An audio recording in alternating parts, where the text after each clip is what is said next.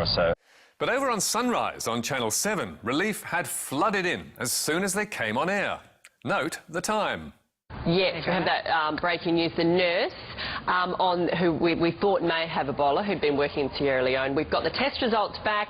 The nurse is negative.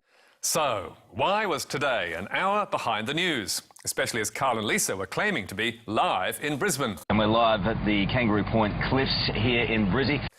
Well, it's all to do with daylight saving, because Today and Sunrise are both produced from Sydney, which is now 1 hour ahead. And both have to be sent out to Queensland viewers 1 hour late when the local clocks catch up. But with the Ebola story breaking in Cairns just before 6 a.m, as they were about to come on air, Sunrise decided to show its Sydney program live in Queensland too. So 7 was up to speed, while 9 was an hour behind. But 7's viewers didn't get off scot-free either, because when 7 a.m. came round in Queensland, they had to watch the hour they'd just been shown and get that breaking news all over again. Yes, we have that breaking news. The nurse who we thought may have Ebola, who'd been working in Sierra Leone. We've got the test results back. The nurse is negative. So, who do you blame for this confusion, which also saw ABC News Breakfast going live on News 34 and 1 hour later on Queensland ABC? Well, I nominate former State Premier Sir Joh Bjelke-Petersen, who led the charge against the Sunshine State changing its clocks when summer comes around. But at least he did stop Queenslanders' curtains from fading. And you can read more about all tonight's stories on our website, where you can also get a transcript and download the programme. You can also catch up with us on iView and contact me or MediaWatch on Twitter. But until next week, that's all from us. Goodbye.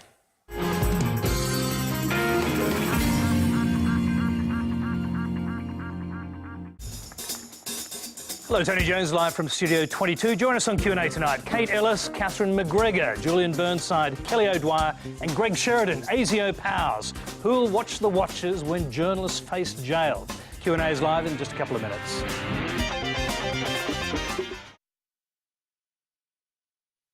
Tomorrow, welcome to the front line of the mining boom. I guess you don't come out here for the nightlife. Fly in, fly out.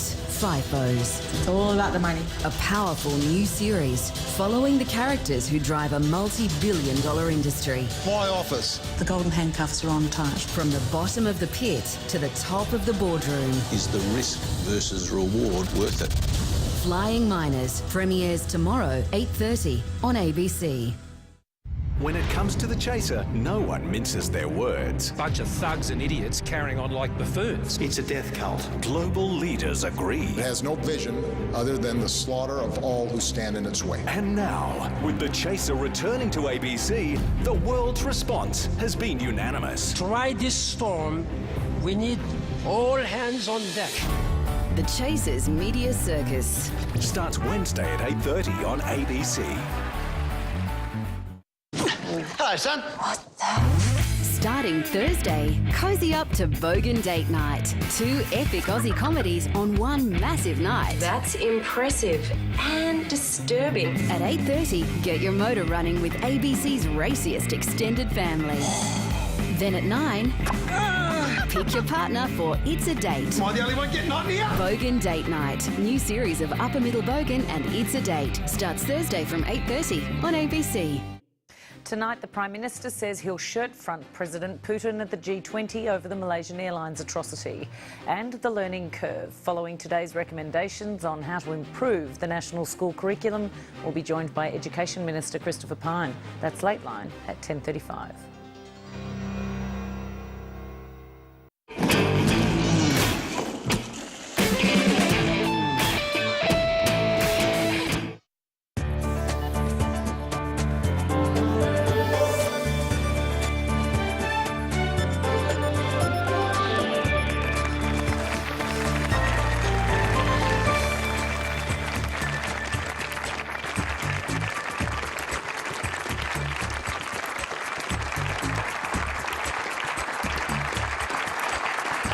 Good evening. Welcome to Q&A. I'm Tony Jones. Joining us tonight, the Shadow Education Minister, Kate Ellis. Former political advisor, Catherine McGregor, who's now speechwriter to the Chief of Air Force. This year's Sydney Peace Prize winner, senior barrister and human rights advocate, Julian Burnside.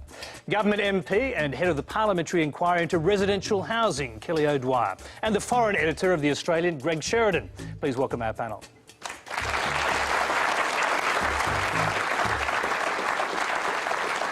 Thank you. And Q&A is simulcast on ABC News 24, News Radio and Australia Plus. And you can join the Twitter conversation by using the Quanda hashtag. If you've got a live question for us, add @Quanda to help us find it.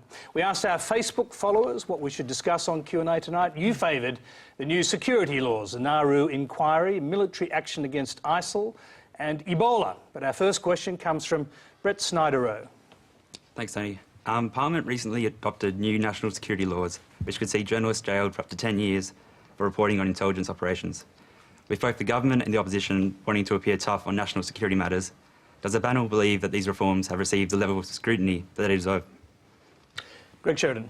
Well, you know, Scott, Brett, I couldn't agree more that they haven't received the level of scrutiny they deserve. And I think Section 35P, which provides for the jailing of journalists for 5 years or in certain circumstances 10, is a very significant misjudgment and overreach. I don't regard any of the politicians involved as being maliciously motivated, certainly not Kate and Kelly or Tony Abbott or Bill Shorten, but I'm heartened that Anthony Albanese thinks this was an overreach. Two aspects of the law are very, very bad. One is that you can never report on a special intelligence operation, even if it's long since gone. And the second is all of the internal processes are not subject to outside scrutiny. I think that's bad for democracy, and it's the kind of thing that eventually leads to security being delegitimised and all the conspiracy theories gaining traction. Greg, why do you think these laws, or proposed new laws, haven't received the scrutiny you think they deserve? Well, I think both the government and the opposition are at fault here. It's a very bad law. And we're in a silly, dumbed-down stage of politics where everything is either double plus or double minus. So the Labor Party opposes everything the government does except national security, where it supports everything the government does. I think that's stupid. I was a bit slow to get onto this law myself, but it's a very bad law because it gives the government the power to declare that you can't write about something forever. That's a wicked and excessive power, and I hope the politicians revisit it. Kelly O'Dwyer, a wicked and excessive power, and Greg Sheridan's no usual suspect.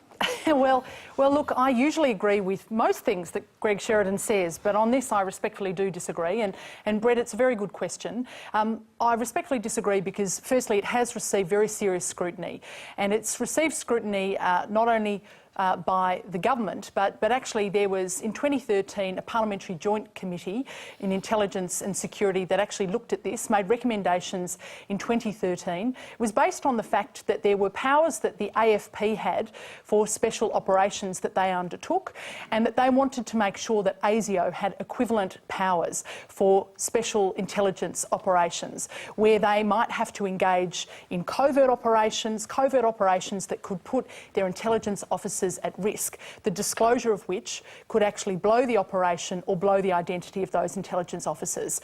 So we agreed with the Labor Committee at that time. We brought forward legislation to make these changes. It doesn't just apply to journalists, and I think this is actually a really critical point. It applies to anybody who recklessly or deliberately discloses a special intelligence operation. And there are some protections in place, Tony. The protections that are put in place are that we have the same whistleblower provisions that are in existence for intelligence organisations.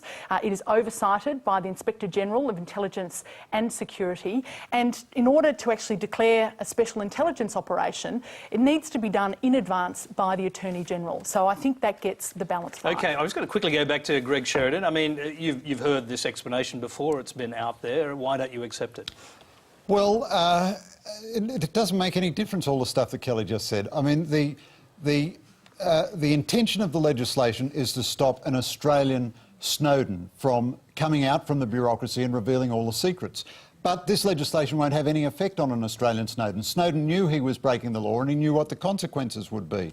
It doesn't apply only to journalists, but journalists are the people who will reveal this information. The government can simply tag everything as a special intelligence operation and stop you writing about it forevermore. There are already other laws which make it illegal to reveal the name of a serving ASIO agent, and no one in responsible journalism, least of all me, would ever want to do that. But this is smashing a problem which doesn't exist, because I'd like to know the last time an Australian journalist revealed the name of an agent involved in a covert operation. Kelly, perhaps you could mention. Well, but it's not just about journalists. It's about anybody who has access to this information. Why not exclude journalists in the, as a free speech measure? Well, because not everybody's a responsible journalist, like Greg. I mean, all sorts of people these days call themselves journalists who might, you know, be bloggers or might be sort of citizen journalists. Okay, all right. And they have a role to play, but we think this is very important for the protection of security. Julian Burnside. I don't normally agree with much of what Greg says, but I agree entirely. I agree entirely on this point. I think it is overreach, and it's worth remembering that in 1983, ASIS led a catastrophic armed raid as an exercise on the Sheraton Hotel in Melbourne. They trashed the joint. It was a complete muck-up, and we would not have found out about it if this law had existed then. Now, one of the most important protections in a democracy is that the people can find out about things that go wrong. Now, I agree with you, we shouldn't have people revealing the names of ASIO agents. Yeah, we shouldn't have operations being revealed before they're completed. But where's the justification for shutting down news on these things forevermore? Well, I can give you one explanation, and that explanation is that we might have intelligence officers who have gone in to terrorist organisations to infiltrate them, and those operations go very much to our national security. And when you reveal exactly how that has occurred, that can in fact compromise security. It can also compromise the number of people who might have been involved in that operation, as well as the intelligence officer. OK, hang on, Julian, you did ask that question. You took my role there, so I'm going to pass it on to Kate Ellis. Well, I'm going to continue the topsy-turvy theme of tonight's show and largely agree with Kelly to get things started. So you're not going to agree with Anthony Albanese, is that what you're saying? Well, no, what I am saying is that Labor would never support laws which prevent journalists who work reporting national security from being able to do their job. You just did. Which is why we referred this bill to committee. One of the problems here is I actually think that in this case George Brandis has done a really bad job of selling these changes and explaining why they're necessary. Because when Greg said this is about preventing a Snowden case and covering up secrets, that's rubbish. This is not what this is about at all. In fact, these laws are incredibly specific and narrow. What this is about is that when there is a special intelligence order granted, which means that ASIO officers have infiltrated a terror cell, gone undercover and the like. It is very rare. It is not what they do each and every day, but that they should be protected when they are in the most dangerous job you can imagine. That is not covering up every secret, covering up every part of government. It's actually about supporting and protecting people whose lives would be at risk if this information was revealed. The other thing is, Kate, it does cover Snowden because he revealed agents' names. Well, so it's not rubbish to say it doesn't cover Snowden. He covered a lot more. Snowden covered a whole lot of secrets. When we're not talking about everything that government does, we're actually talking about ASIO officers in a very specific and very rare circumstance. And I think it is right that the government should come together and make sure that these people are protected, but we need to make sure that we have the balance right. Have you got the balance right when Anthony Albanese says these laws are draconian? He's one of your most senior players in the Labor Party. I mean, why forevermore? Why does a secrecy ban have to extend forever? Well, what we do know is that after we saw the initial legislation, there was a lot of scrutiny that was applied, and there have been significant changes that have been made. It means that under the laws now, you cannot be prosecuted for inadvertently revealing this. You have to actually recognise that there is a real risk and that an ASIO officer's life could be in jeopardy as a result of it, and you have to decide to do it anyway. That's not what the law says, by the way. It's not what the law says. On top of that, the Director of Public Prosecutions has been asked to look at the public interest and ensure that the journalist is not operating in the public interest, and if they were, then they've been advised that they should not be prosecuted. I'm just going to interrupt you there because we do have a barrister sitting here and he says that's not what the law says. Oh, well, 35p doesn't say that. I mean, the problem is, You know, everything you say is accurate enough if the criterion for the operation of 35P was that an agent's identity or life was in jeopardy, then fine, prohibit the publication. But it's not. That's not the criterion which 35P enacts. It is that it's simply a special intelligence operation. And the problem is you're very likely to see function creep where more and more operations get designated as special intelligence operations because secret services like to keep everything secret. That's just the way they are. Just before I come back to you, I'll go to Catherine McGregor. Look, I appreciate you're working with the military, so it's very hard possibly to answer a lot of the detail of this, but do you have a general view? Well, look, I don't want to go into it in any granularity, Tony. I'm in a difficult position on this one. I work for the government, and I'm constrained. And if there's any greater threat to civic liberties and the fabric of a democratic society, it's a military that is politicised and participates in partisan debates. And I think that's a really healthy thing about this country, in that every person in this audience pays taxes regardless of your allegiance, and you've got a right to expect that I and my colleagues serve the national interest without engaging in partisan debate. It's not even the middle of October yet, Tony, and I'm going to present you with a first ball duck for not really answering that satisfactorily, I fear. But there is a really important point about the nature of democratic societies in this. Douglas MacArthur, who was probably one of the more political generals in the United States, was relieved of his command in Korea for undermining the Truman administration.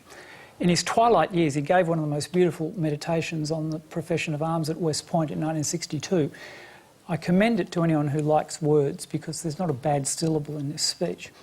And he addressed the class of 1966 that was going to Vietnam and sustained the highest battle losses of any class from West Point in Vietnam. He talked about politics in the military, and he basically said that every matter, public and private, every project, great and small, in the nation would find another for its accomplishment. But you have a monopoly on violence, and you are the ones who are trained to fight. And these matters are not for your professional participation. Your obsession must be duty, honour, country and the survival of the nation. I'm going to bottle out on going into 35. Well, I've never heard a more sophisticated excuse for answering the question. I must say. Well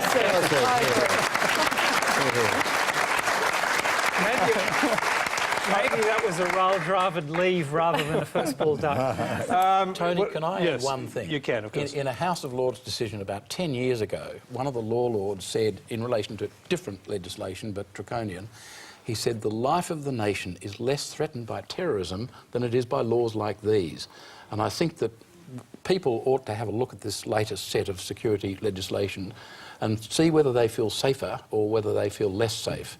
Because living in a secret society is a very dangerous thing. Yeah, well, look, I'll quickly throw that to Greg Sheridan for a final word, because you started us on this and you have actually said these laws could well undermine our security. I think they could. I don't agree with Julian that we are more threatened by our government than by terrorists. I accept the goodwill of the government and the opposition. Sorry, Julian, OK. And I accept the goodwill of Kate and Kelly and the government and the opposition. But when you have excessive and unnecessary secrecy, when you have provisions which are not necessary to solve any problem, you create a paranoia and you delegitimise the arms of national security. And, Tony, a fundamental point here is that our freedoms rest on a paradox. Public servants and intelligence agents are, by law, forbidden from leaking information. But we journalists are not by law forbidden from publishing the information when they do leak it. It's a grey area. We're outriders. But if you try and regulate the press like you're regulating the public service, just the credibility of everything in society is diminished. When you talk about creating paranoia, are you actually saying the government has done that? Well, I think that these laws are in danger of doing that. And what you see is, you know, in the 50s and 60s, the left in Australian society thought ASIO was an agent of political repression by the right. Now, Mark Aaron's brilliant book, The Family File, lays that absolutely to rest. Communist espionage and subversion were real dangers to national security, and ASIO was right to go after them. But you will get that same feeling in a substantial body of the Australian public if you pursue laws like this. OK, we've got a related question. It's a video. This one's from Nick Skinner in Narara, New South Wales. ASIO now has the power to not only monitor, but to add, copy, delete, and alter data on any device they're monitoring. So, on what basis do you believe that ASIO being legally entitled to secretly tamper with and plant evidence on citizens' computers is necessary for national security? And how do you reconcile this with our fundamental rights to a fair trial and due process? OK, we'll need short answers for this because we've got quite a few questions to go to, but Julian Burnside. He makes a good point. You know, once you give ASIO the very vast powers it's got, you are courting trouble. Now, ASIO is important because ASIO's powers that Nick just referred to can be invoked by getting a search or by getting a warrant. They don't have to go to a judicial officer like any other law enforcement agency. They can simply ask the Attorney-General. Now, earlier, I think Kelly made the point that the Inspector General of Security oversees these things, but IGES only looks at the process. They don't look at the substance of the problem which was being dealt with. What about the specifics that this questioner is talking about? The ASIO under the current bill would be allowed to, quote, add, copy, delete or alter data on a citizen's computer. I can buy into that if you don't. You don't need to think about it very long to see that there's obvious problems with it. There's a problem with it, but there's also I can actually understand when he said why. The why is that cyber and space are increasingly enabling factors in both the conduct of conventional war, irregular war and terrorism. And I think the burden of what that gentleman's question was just about probably goes to the heart of a capability in the cyber area, which is to essentially change information that may be on a hostile system without their knowing that's happened. Because all of us use cyber and space every day. Your global positioning system is provided by the United States military, whether you like them or not. Space does all kinds of stuff with our mobile phones. Everything we rely on, our society is incredibly connected. We can't just take cyber and space off the table because it's being used by our adversaries. So I think what they're looking at there is a capability that allows people to engage in cyber attack. That's what I'm inferring from that power. I've not read this bill, I have to say. I have read it, and it would allow ASIO agents to change data on a person's hard drive. A target computer of an Australian citizen? Yeah, it's the equivalent of planting evidence. I completely understand that, but it also clearly, in the capability this gentleman's talking about, is about removing or changing messaging or changing storage of data that may be being used in a hostile way, and hopefully without the cognition of the person who's doing it. Let's hear from Kelly O'Dwyer. So I see she was shaking her head. Well, look, there. I don't accept the premise of the question. Certainly ASIO can have a look at materials unbeknownst to the person whose materials they might be looking at, and they can go in, and it's under warrant, so there are some protections around that. But your own law says, quote, add, copy, delete or alter. I mean, add, delete or alter information inside a citizen's computer. Isn't that the power we're talking about? Well, my understanding is that the premise of the question is not correct, and instead what ASIO can do is they can gather information that an individual may have on various systems, including their electronic systems, and that they can gather that information unbeknownst to the individual. They can access that if they are concerned, for instance, that that individual may be engaged in some activity that could cause harm to the nation or to Is this one of the problems that we find when new laws and new powers like this are brought in or contemplated being brought in without a proper debate about what they actually mean? Because we seem to have a difference of opinion about that. Well, we have a difference of opinion, but it has been properly oversighted. There has been an inquiry. But you still haven't explained those words. Yes, well, she didn't know they were there. Well, and the premise is right. I'll go to Greg Sheridan. Do your fears about this legislation extend to this element of it? Not so much. I'm about to lose every new friend that I've made in the last 10 minutes, because I think the overwhelming majority of these national security laws are sensible and necessary. And I think the threat we face from hostile actors in the terrorism space and the state space is enormous. I, strongly endorse everything Catherine said about cyber warfare.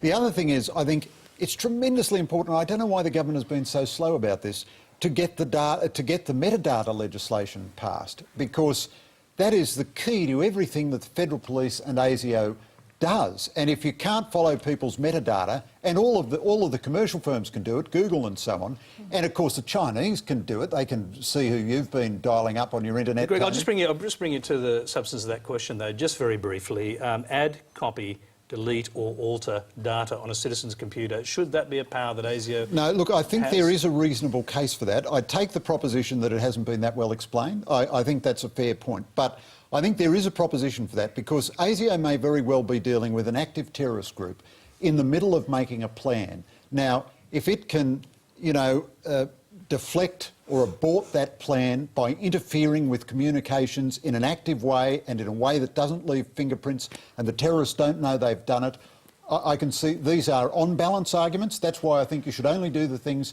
that are really necessary. I can see the case for that.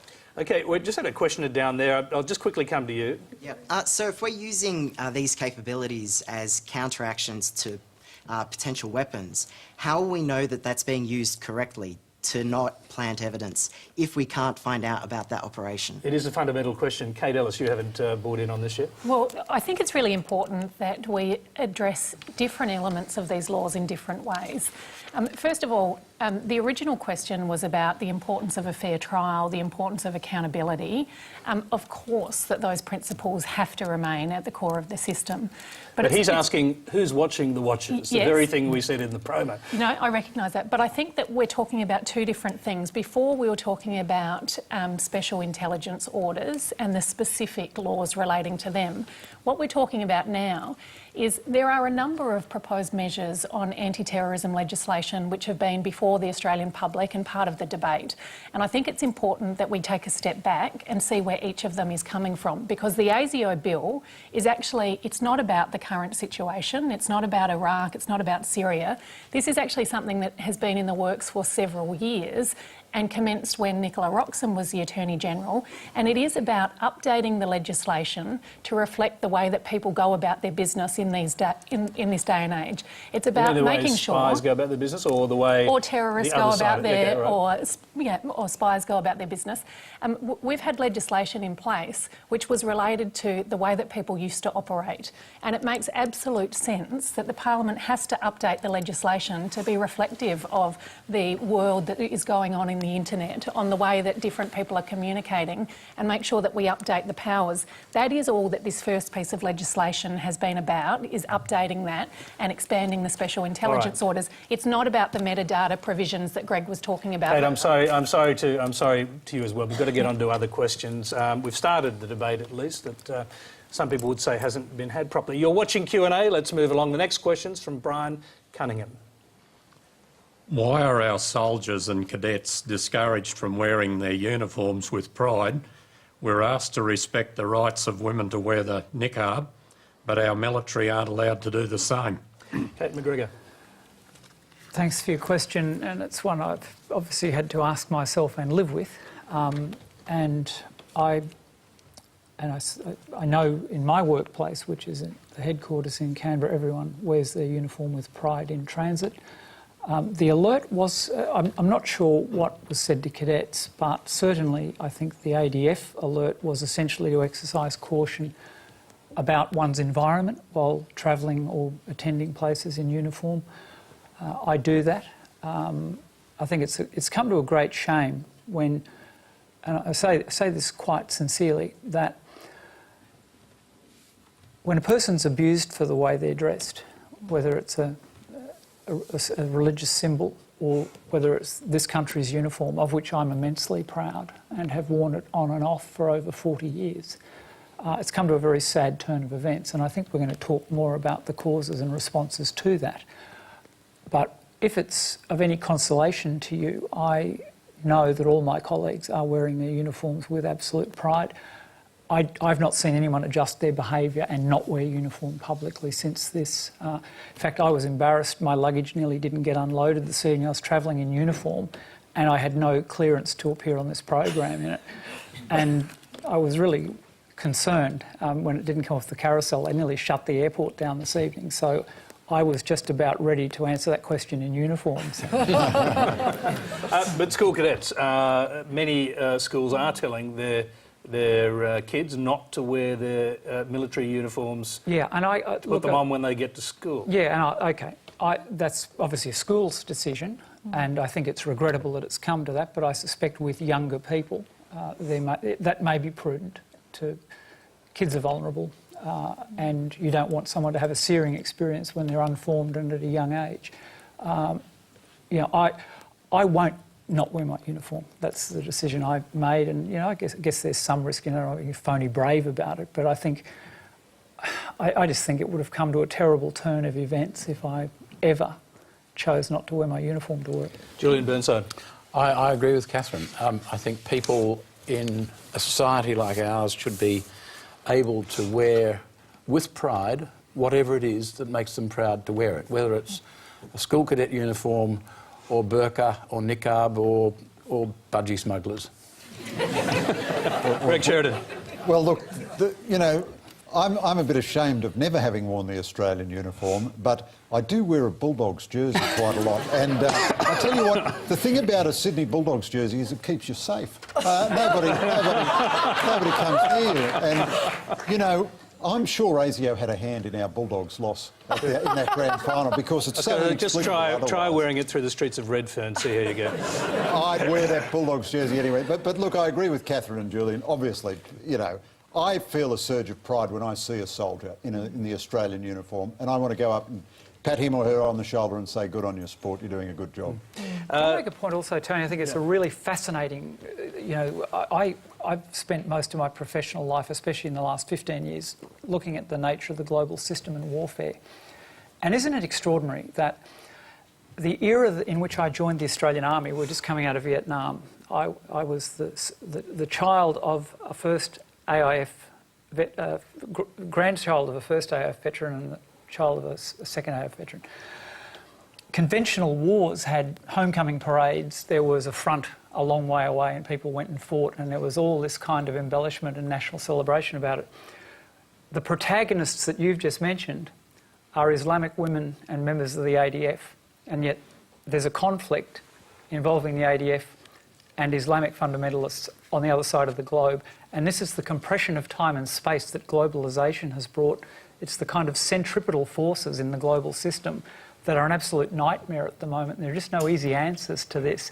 And here we have our domestic situation being impacted by a conflict that once upon a time we'd have seen grainy newsreels of at the local cinema on a Saturday afternoon. And it's a really alarming development, I think. And Kate Ellis, are you comfortable with the idea of these two things being wound together, the wearing of the niqab and the wearing of the military uniform? Well, I think the thing that brings them together is that we want people to be able to wear either or indeed anything that they choose and feel safe and secure in Australia. And sadly, that is not the case at the moment. It's not the case for either. I mean, the question was about why is it that people have been advised against wearing their uniform. That's certainly no government policy or the like. It is something that's coming from either the military or individual schools for the sole purpose of keeping individuals safe. And I think if we each have one obligation, it is that we work as a community to increase understanding, tolerance, so that we don't have to have these sort of bans, that people don't feel threatened and judged because of what they're wearing, that we actually recognise that we are all Australians and we should feel safe and secure here. OK, Kelly, quick answer, we've got a fair bit to get through. Look, I agree with everything that all members of the panel have actually said on this, and I can happily say that I have worn our uniform with pride as a reservist in the Army when I was a university student and a baby lawyer, and I've still got my boots, Kate. So there you go. They didn't want them back at the end, so I've kept those. OK, I'm going to move on. We've got another question. This one's on the Iraq conflicts from Nick Mooney. The Australian government has once again followed the United States into a Middle Eastern conflict. The Prime Minister has since committed 6 fighter jets and 600 military staff to the cause. Do you think that the threat to Australia is large enough to justify such an expensive exercise to the taxpayers? Julian Burnside.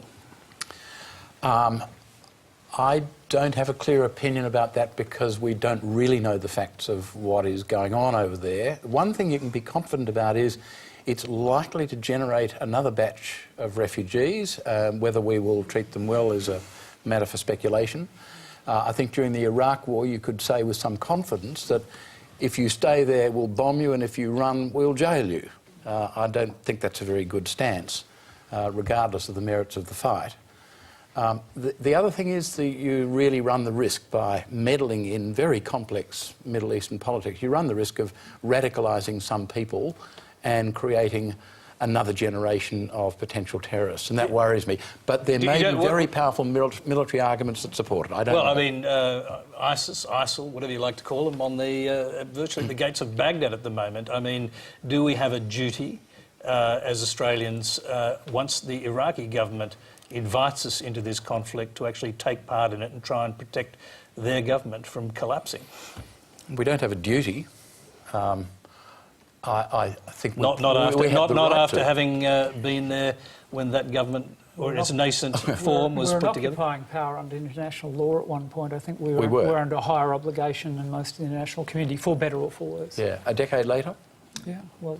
Don't we absolutely have a moral obligation in terms of preventing genocide, in terms of stepping in when we know that there is an orchestrated campaign of rape, of sexual slavery, of mass atrocities? I mean, the question was around the threat to Australia. We know that Australia is already playing a direct role in terms of the fact we've got Australian citizens over there fighting. But more broadly, I believe we absolutely have an obligation to join a global campaign and with the rest of the international community who is trying to step up and stop what is this absolutely appalling onslaught, as you said, at the gates of Baghdad. Before I bring anyone else in, just had a hand go up there. I'll quickly go to you. It may well be the case that we have a moral obligation to do something or other. That may well be the case. But we also have a moral obligation to understand others' perspective on us. And an example of this was on Lateline. And Emma Alberici couldn't understand what the man was actually saying because he was refusing to take the perspective of our culture that, as yet, has no language to self-consciously examine our history and our heritage of imperialism. OK, I'm going to take that as a comment. I'll take that as a comment. I'll go to Catherine on the broader questions been asked, which is whether Australia should have joined this conflict. Well, again, I'll leave... You can reflect on those points too, if you like. like. I'd be happy to. And I'll defer to both the active politicians and a representative of the government in particular for the actual decision to commit military force. The military arguments, Nick, I think are quite valid. I don't accept your categorisation of the nature of the operation, by the way. It's pejorative to say we've followed the US in. Yes, self-evidently the United States is the lead coalition partner. It's not widely understood how many Sunni nations have engaged in airstrikes against ISIL. It is quite extraordinary to see Saudi Arabia, Bahrain, the UAE, Jordan committing forces, including female fighter pilots, I think, which is an incredibly powerful symbol against this particular adversary, into this operation. Air power is actually a really calibrated way for Australia to be involved in this without, and Paul Keating once said about people talking microeconomic reform that the galah at the local pet shop was talking about microeconomic reform. The galah at the local pet shop now has boots on the ground as their kind of mantra. War is fought across all domains, from cyberspace to achieve an effect on the land ultimately. Ultimately, people live and survive on land. Genocide is committed on land. Security is achieved by making people safe in their homes on land. All military operations rely ultimately on the orchestration of effects across all domains. We've sent air power because we enjoy a massive asymmetric advantage, and it allows us not to throw Australian soldiers into an environment where, as this young lady quite correctly pointed out, we are seen as infidels. A large footprint of Western armies in the Middle East, we now know, does generate a backlash. It actually is a recruiting mechanism for those we seek to defeat and contain. So I think the air response is appropriate. I think the nature of the coalition goes well beyond the US, and it shows the dire nature of this threat. that South. Catherine, we'll come back to we'll come back to that point actually, and in more detail. But we've got another question I'll just throw to from Ruth Tarlow. We'll bring in the other panellists then. Ruth, my question follows on from this. Considering that ISIS will be able to embed itself in towns such as Mosul, Raqqa, and Kobane, if it falls, how effective and successful can aerial warfare be without huge damage to infrastructure and the civilian population, as was evident in Gaza? Does the panel think that ground warfare involving the West is inevitable? I'll come back to you on that, obviously, but I just want to hear from the other panellists. Greg Sheridan. Well, look, I agree with the proposition that there is a compelling moral need to prevent genocide where you can. But I have to be honest about this. We didn't try to prevent genocide in Rwanda or lots of other places. Yeah. As well as preventing genocide, we are motivated by strategic interests. And I would, in a sense, like to dial back the rhetoric a little bit and say that this is a very complex exercise in risk management and risk mitigation. This is a much less ambitious intervention than we did in 2003. The whole business of trying to introduce democracy and change the political culture in the Middle East, that's over. That was tried by the West. There was a civilisational failure. It didn't work. We're not trying to do that anymore. We're just trying to prevent massive genocide and the establishment of pro-terror states which, by training people who'll be motivated to murder us, will directly harm our security, and which will use the apparatus of a state to amplify that terror threat, perhaps through the acquisition of dirty nuclear devices and the like. I think in all of that context, this is a reasonable effort at risk mitigation, and I think the government and the opposition have handled this pretty well. It's a very calibrated response. I think Catherine's right. Air intervention is quite calibrated. There's only limited things we're trying to do. We're trying to stop the Yazidis being slaughtered. We're trying to Greg, stop you're anticipating some of our other questions, so I'll cut you off, and I'll just remind our panellists, keep your answers a little brief than that if you can. No offence, Greg, but we've got to get through quite a few questions. Kelly O'Dwyer, and can you just answer the last part of the question, which was, is it inevitable that Western forces will have to engage in ground warfare to stop ISIS? Well, I don't think anything is inevitable, but I do think it's important to understand that what we have also committed to do, Ruth, is to advise the Iraqi army, to actually give them advice on how they can be more effective on the ground in terms of their use of weapons, and also in supplying them with some weapons in order to actually conduct that assault on the terrorist cell, which is in effect trying to gather more land and more acquisition to embed itself in the community and to commit real atrocities. And if I can also just pick up on the point before, when we're talking about reasoning with people like this, you know, and understanding their perspective, I don't think you can reason with people who behead, who crucify... Well, hang on a sec. When you say people like this, that comment was specifically referring to a person from Hizb ut-Tahrir... who was justifying the actions of ISIL, a terrorist cell, a terrorist militia. He was refusing to answer a question. He didn't justify the actions of ISIS. I think he was actually defending it. I think anybody who's actually watched that interview would actually draw the conclusion that his argument was very much in defence of ISIL. I'm just saying what you said earlier wasn't a fact. Julian Burnside. Look, I think Ruth makes a very good point. What worries me about what's happening now is that it looks as though it could head in the direction of the Vietnam War, and that will be practically unwinnable and will cause all sorts of trouble. If we get into conflict on the ground, I don't know whether the Western alliance will have the self-restraint simply to tell the Iraqis how to handle it. And if we start putting boots on the ground in that sort of environment, it'll be guerrilla warfare, which will not turn out well. Now, Catherine McGregor, you've made your point about boots on the ground, about getting involved in the fight. What about the other part of that question, which was about the bombing campaign, its effectiveness? How does the Australian Air Force go about it? All right. Just to start with. OK, let me... thanks for the question, Ruth. And I want to make a point about collateral damage. I'll make that second. Which we can also call civilian casualties. Absolutely. Thanks. OK, I agree with you. Now, there is too much euphemism, some anodyne language and acronyms, and I'm really happy to be picked up on that. We are dealing with life and death situations here, and I was really impressed that the CDF didn't release the images of our successful strike on October the 8th, because he said, this is not pornography, this is not about titillation, there's people dying here, and this is a sombre matter, and you don't put this stuff out for the theatrics. The air campaign is effective. It is not escalating to the extent that shows air power at its most potent. And I don't want to be at all facetious about this, but Tacitus said that the Romans created a wasteland and called it peace. We could end the ISIL organisation in a week if we unleashed Western air power on Kobane and the areas that they're in.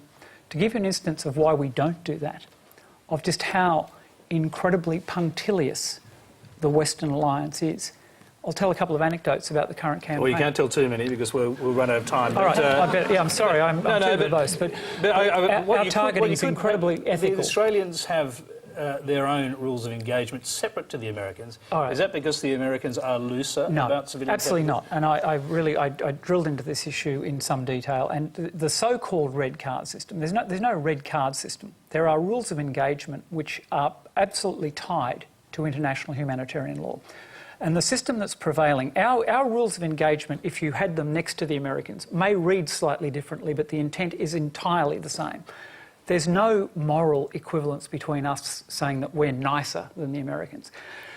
We had a guy come back from a mission in the last week who entirely within the rules of engagement that prevailed would have been allowed a weapons release against an identified target. He chose not to because it was a site of cultural significance and it wasn't a mosque, it was rare architecture. And that young man came back fully legitimately able to release a weapon on that target and chose not to. And he was congratulated on exercising his judgment because the military objective has to compensate for any ancillary, either civilian casualties or damage. You can kill civilians in war. This is one of the great myths. I hate to be brutal about this, but if the military objective is legitimate, and in certain circumstances, you may use lethal force and harm civilians. And there's a really fine calculus. And our people, and I can assure you the US as well, every member of this coalition errs on the side of not killing innocent people, to the point that this campaign is now unfolding a little bit as a slow drip. But there's a couple of things that people are missing. And it's not about what's happening in Kobane. It's about the attack on ISIL centres of gravity. Their refining capacity in Syria is being degraded. We're trying to turn off the spigot to their money supply and their oil supply, which will in turn stop their vehicles and then also stop the money they're using to bribe and coerce people and to buy acquiescence in some of the areas they're occupying. Their life may get a lot harder, but it will take time. And it's not a rapid shock and awe campaign designed to smash ISIL in a week, which we could do, but we're trying to buy time for the appropriate land forces who are indigenous forces to the region to join this fight. It's their problem. We need them to buy into this problem. Just a quick follow-up question, because you mentioned that the Air Force chose not to release the video footage of the successful attack, as you call it. Can you at least tell us what the target was? Can you at least tell us how many people were in that target, and were there civilian casualties, since you say occasionally there will be? I can guarantee there were no civilian casualties. The CDF made the decision not to release the video, by the way. I think people are under some misapprehensions about how we're structured on this. Right. The Air Force provides the force elements that go to the Middle East. They're run through Joint Operations Command and they're in fact assigned to command of the coalition. So there's a Coalition Air Operations Centre deployed in the Middle East, the CAOC. It clears things back through CENTCOM, where there are lawyers, by the way, who actually lawyer these targets, and Kelly may be familiar from her other life with just how punctilious they are about that. And then, insofar as any red card applies, both the pilot and the weapons officer in that aircraft at any point can decide not to engage a target, and that's happened. And I think it speaks enormously well of our young people. So briefly, we've got to move on, but briefly, can you say what it was, the target was? And I can say what it was, but I would choose not to. So you're allowed to, but you would choose. No, I've seen it, but I'm not willing. I'm not willing to discuss the target. But it was a military significant target, and it was destroyed. Okay, fair enough. Let's move on. Our next question comes from Caroline English. In light of the Australian government's willingness to send troops to fight the Islamic State, why is the government reluctant to send troops to fight the deadly Ebola virus in Sierra Leone? Julian Burnside. I'm the wrong person to ask. I mean, I think that the point of your question is a very good one. Of course, we should be very active in helping eradicate Ebola. I don't know whether sending the army is the right way of doing it, and certainly not the Air Force. Maybe the same money could be deployed that way. Well, let me ask Kelly O'Dwyer, because today, as you would know, 60 medical professors asked the government to reconsider its position on this very question, to send in military and medical teams, the military backing up the medical teams, as the Americans are doing, but on a smaller scale. Well, Caroline, it's a good question, and it gives me the opportunity to say that the government has, in fact, been very, very active on making sure that we provide support very directly to West Africa to try and fight this terrible disease. We've done that. Well, you mean very indirectly? No, directly, because we have been asked by the UN to provide finances. We have committed more than $18 million for the Frontline campaign. We have also done that in addition to the $40 million that we have committed to the World Health Organisation. So just make the point, by comparison to what these professors are asking for, that is indirect aid. That's not actually sending people Well, no, this into is the what we zone. were directly asked to do by the UN. We were directly asked to contribute money. Let's not quibble about the word directly then. Well, we have actually contributed what they asked, and in fact, probably more than what they asked. It was a $50 million campaign, and we contributed $10 million straight up. Okay, so the 60 medical professors have asked you to reconsider the position on sending in medical teams well, I'm really happy backed to up by the answer. military. You've just got to give me a chance. So trying to do it within a certain time Yeah, scale. well, I'm happy to do that too, but I'm trying to make the point here that we think it's important when we send medical professionals or even, army personnel or others into a particular situation that we have a duty of care. We have a responsibility to look after them. And right at the moment, we can't evacuate them. We have no means of treating them. We have no understanding with any country, whether it's the US, the UK or any country in Europe, that will actually take any of our forced medical personnel or any other person who might be sent over by the Australian government to contribute to this effort to fight Ebola. We have no way of actually guaranteeing that they would be treated if in fact they are infected with Ebola, and we think that responsibility is a responsibility the government needs to take very, very seriously, which is why we haven't been quick to send people off into harm's way, and I think that it's reckless to do otherwise. Greg Sheridan. Tony, look, I promise you I'll be extraordinarily brief in this answer, and I don't want to get a reputation as a mad Abbott government hater, but I do really think the government has not done enough here. This is really unsatisfactory. I am very critical of the waste in a lot of aid programs, and I support the government focusing our program structured aid in Asia and the Pacific. But everybody in this debate understands you must respond to disasters and natural calamities with human urgency. Now, it ought not to be beyond the wit of Australian diplomacy to organise an arrangement with the Americans. We deploy into deadly battle with the Americans. Surely the Americans who are deploying their troops into West Africa to fight Ebola could be joined by Australians. And also, I think the amount of money has been parsimonious. And I really do think this is a very unsatisfactory response. But we don't have agreement from the Americans. No, but I think we could get it. And we've undertaken to spend $500 million going in and attacking ISIS. OK, I'm just going to go and see whether there's a bipartisan consensus on this, as there is with the other intervention. Do you agree with the non-intervention? No, there's not. And at risk of becoming a mad supporter of Greg Sheridan, I actually agree. When you look at, there were recent predictions that there could be up to 1 million infections from Ebola if there is an urgent action taken. This is not just a humanitarian crisis for West Africa. This is something that will affect the global community and indeed the global economy. We've seen that the AMA have asked for government support to send volunteer doctors and nurses, and I absolutely believe that Australia is a smart enough and a well-connected enough country that we can can come up with plans for evacuation, that we can make sure we have one of the best health systems in the world, that we can make sure that we've got safeguards in place. I think we all need to recognise that we can't just ignore this and think that it's going to remain contained. We've seen that from recent cases in both Spain and the US, that we do have an obligation to step in, and I don't think $18 million is a suitable contribution when you have a look at the extent of this massive global problem. Should we, for example, be mobilising or preparing the Commonwealth Serum Laboratories to be ready for when a vaccine is produced sometime between now and the end of the year, they say? Because that is one thing that the Australian government could do. Yeah, well, I think we should be looking at all of the options and all of the risk around each of those options. I think that is one thing that we could be looking at doing immediately. But I also think that we should be supporting.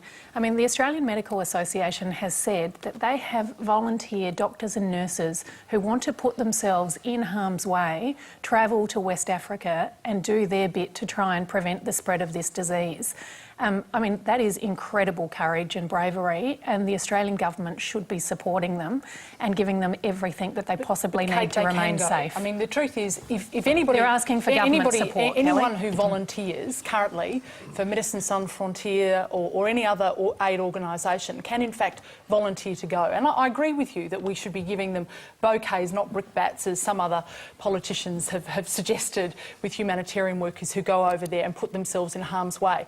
The point that we are making is that the Australian government can't send workers in with the duty of care that we have, knowing that we are not able to treat them, knowing that we are not able to evacuate them. That would be reckless. Brief answer, Catherine McGregor, because if the military were to be sent there, presumably the Air Force would have to take that. And we've got a formidable lift capacity, and we have some deployable medical capacity as well, but it's finite. And I just want to make one point on this, and it's not hard-hearted, but it's realistic, and that is that the ADF is an instrument of policy. Now, its primary purpose is to deter and defeat attacks against Australia, and in outward kind of gradations of threat, support wider global interests. I'm not for one moment derogating the human suffering in this, nor the nature of the threat. It could easily become a global pandemic of awful proportions. Nonetheless, when considering whether you're going to deploy the ADF to West Africa compared to in our immediate region or dealing with a more fighting the nearest crocodile, as it were, in ISIL, West Africa is hard in the strategic calculus to justify throwing a very finite deployable capability at. And I will close on this, Tony.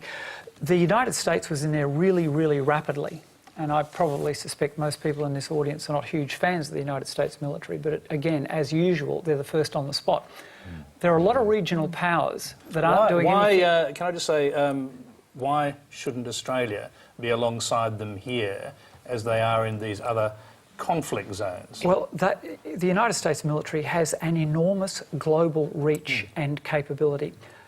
You've got to be talking here about specialist medical teams, or at the very least some kind of evacuation ability. And with the C-17s, we've got capacity in that area, although we're supporting operations in the Middle East, clearly. Okay. But you've got...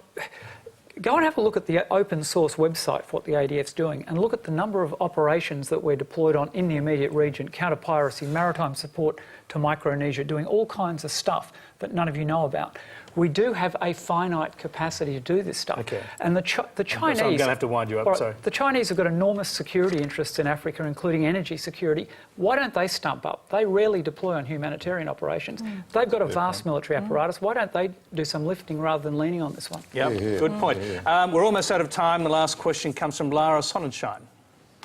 People who run the school system in Lincoln, Nebraska are campaigning to make their classrooms gender inclusive, meaning that teachers will no longer refer to students as girls and boys. The argument has been made that this will educate teachers and administrators about transgender issues. Catherine McGregor, do you believe that this will help in deconstructing the narrow gender binary and ideas of traditional masculinity and femininity? Or do you think this is just a case of political correctness going too far? Now, Catherine, I'm going to put you on hold there for a minute, and we'll come back to you, obviously, since that question was directed to you. But I want to hear from the other panellists first. Kate Ellis. Look, I think the example that you talked about, what's happening in Nebraska, was going too far. I mean, my understanding was they were instructed not just to refer to people as girls and boys, but to call them purple parrots or something instead, purple penguins. I can't remember what it was, but I mean, it was a little bit silly. So I don't think that that is the solution. Having said that, I think that in terms of the bullying that we have in schools, particularly for transgender students, we do need to ensure that we are educating authorities and making sure that we're putting strategies in place so that people feel safe and supported.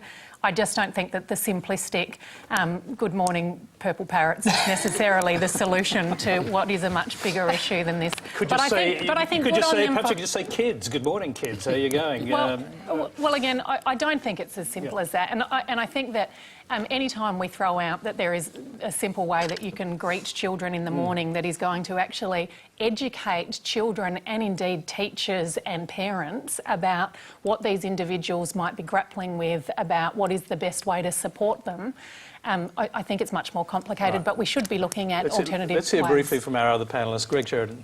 Well, look, you know, conscientious sub-editors at The Australian used to censor my colloquial columns when I called people kids because they thought that was offensive because it was a goat's offspring. I'd just say two things extraordinarily briefly. First, every human being deserves respect and acceptance, whatever their identity is and however they present themselves. That's the most important thing. Secondly, can you regulate this all by language? No. And I don't think politically correct language helps much. Yep, Kelly. Well, if you want me to be brief, I do agree with that, and I hadn't heard about the purple parrots, but I think might not have been parrots. I think that's correcting me. I think that does sound like it's gone far too far. Julian. Look, again, I'm agreeing with Greg. I hate that. You can How does hold it happen? hands. Yes, I know. Feel the love. But well, look, we do know, I mean, what's happening in Nebraska sounds silly, but we do know that gender identity is a combination of about 5 or 6 characteristics. And the sooner we all understand that, the sooner the silly biases we're seeing will disappear. It may take a bit longer. Catherine. I think it's bonkers, frankly. You know, it wouldn't have made one jot of difference to the way my life unfolded. I'll settle for being dealt with respectfully in my affirmed gender now that I've come out. I was called a boy for a long time. I was called a lot worse, actually, too. And I just don't know that it would have helped me. There may be some people who have felt incredibly conflicted by that language. It didn't. You know, I transitioned quite late in life and had functioned as a male for a darn long time. And I had far worse stuff said to me from first slip when I was batting at cricket, you know, like, how's your wife and my kids, for instance. And, so I'm not worried about having been called a boy when I was in whatever. So is there a way of doing it better? Look, I haven't applied my mind to it a lot, frankly. Like I said, I think, you know, I think if someone really... It's no bargain being trans, you know. If you have lived with that level of conflict and difficulty, it's a tough decision. I admire immensely people who come out young and early. And I think it's more interesting and more appropriate to see how people respond when we actually express. You know, no one expresses the fact they're trans generally for some other nefarious reason or because it's some kind of social... You know, it wasn't a huge career enhancer or bargain for me to do it. It happened to me after a lot of agony. And I admire, as I said, people who can come to grips with this much younger than I did. But that's where I think the rubber meets the road, really. When you choose to express your gender, then be treated with respect and appropriate pronouns and so on. And I've largely had that, I have to say. Well, I must say, because I do know at least one story, and that is when you told the head of army that you were going to transition from being a male officer to a female officer. Can you just tell us how he responded? Have I got a minute General on that? Morrison. Well, he was worried about me because I've been losing weight really dramatically, which looked quite alarming. You know, I was in terrible, what's called dysphoria. I was in terrible anxiety, and I'd gone from 85 kilos to 63. Sadly, I haven't been able to maintain that. That's another story. But I was sitting next to him on a plane going to Melbourne, and he had done an interview the night before about homophobic bullying of an army psychologist. And he'd made some very direct remarks, and a whole lot of my progressive friends had rung me in swoon about this kind of trained killer who had come out against homophobia. And I just said to him, it's been a pretty interesting journey in our military careers. We've come a long way from the 1970s when everyone's way of asserting their own masculinity was to be quite homophobic and so on, and really in-your-face assertions of masculinity. And I said, is this a conviction for you or opportunism or what? And he said, no, I've really been on a journey, and the Army's got to include everyone. You know, we've got demographics not our friend. We've got to be a diverse force. I said, you know, we've got a trans officer in Brisbane. And he went, yeah, I'm familiar with that case. And he basically said, it hasn't been working terribly well. I said, well, what would happen, say, if an officer with an impeccable reporting history who'd recently been awarded the Order of Australia came out as trans? And he looked over his half classes at me and went, is this going where I think it's going? And I said, yeah, I've had my third diagnosis. And he said, well, why don't you go get a fourth and I'll pay for it personally? And I said, look, a garden salad and a good lie down isn't going to make this go away. I've been grappling with this for quite a long time and it's real. And he was pretty shocked. But later in that same evening, he came up to me and said, look, I've thought this over. And one, I'm privileged that you shared this revelation with me. And he held me on the elbow gently and said, I want you to know I'm with you on this journey. And he was, yeah. Well, I think that pretty much says anything. We have... Thank you.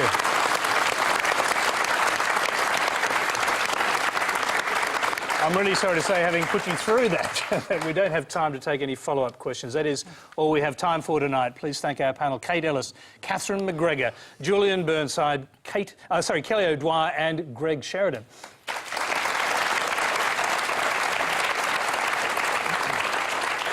Thank you.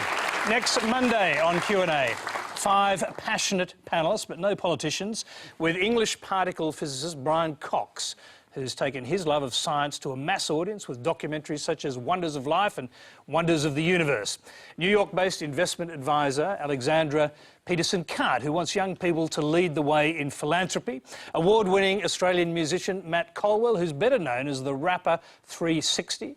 Conductor Richard Gill, who's a long-time champion of music and education.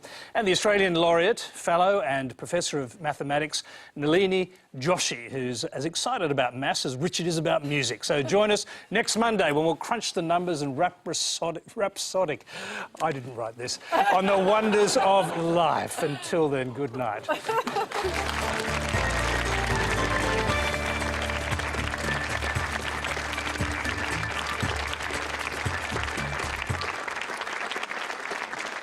Next, Late Line, and over on ABC2, the story of a US soldier whose attempt to do the right thing landed him in a world of trouble. The Kill Team. Pick your partners for a little coupling. It's a date! A new season of ABC's Comedy with Feeling. What is going on? It's a Date. I didn't realise sex anniversaries were a thing. Oh, their thing. Starts Thursday at 9 on ABC. Wednesday, Julia's back behind the wheel. Still feels like home. How strange is that? Hitting the road with a brand new season. Blimey. What the hell was I doing bashing up there? Julia Zamiro's Home Delivery starts Wednesday at 9. Canberra is often thought of as a big country town with all the benefits of space and community, and I think that's right. But I've come to know it as a growing city, and there's a lot happening. Canberrans want to know what's going on, not just in their community, but also in the world, and they want to know first thing in the morning. It's that need that we try and meet every day. 666 ABC Canberra, thanks for choosing us this morning. What up, food tubers? The world's most famous celebrity chef, Jamie Oliver. Shopping is almost impossible now. The only way I can do it efficiently is if I put a scarf around my head. And then I get abused for looking like the Taliban. That's coming up, 7:30.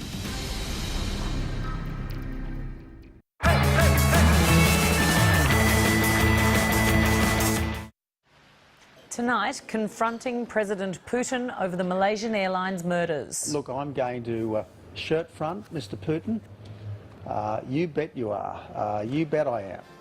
But Labor says he's unwelcome at the G20 meeting next month. I mean, if something was to come from the meeting, that would be to the Prime Minister's credit. But Putin doesn't seem to think the same rules apply to him as apply to other people, so I wouldn't give him the time of day. Good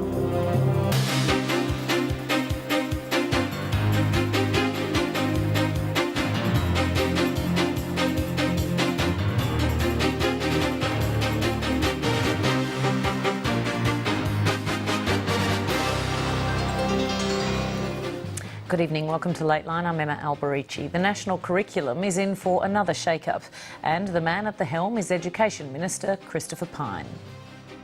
10 years ago, we didn't have a national curriculum. The Howard government put it on the agenda. Julia Gillard, to her great credit, took it up and ran with it and implemented it. Now, 5 years later, with me as the Education Minister, we have a comprehensive, well-researched and, quite frankly, well-received review. I think a lot of people are surprised at the absence of ideology in the review and the basis around practicality. Our interview with the Education Minister is coming up shortly. You can join the conversation with guest tweeter, human rights barrister and advocate Kate Eastman. Just follow the Lateline hashtag. First, our other headlines. Knowns and unknowns, an intelligence sharing group involving the Catholic Church and the New South Wales Police potentially allowed Kate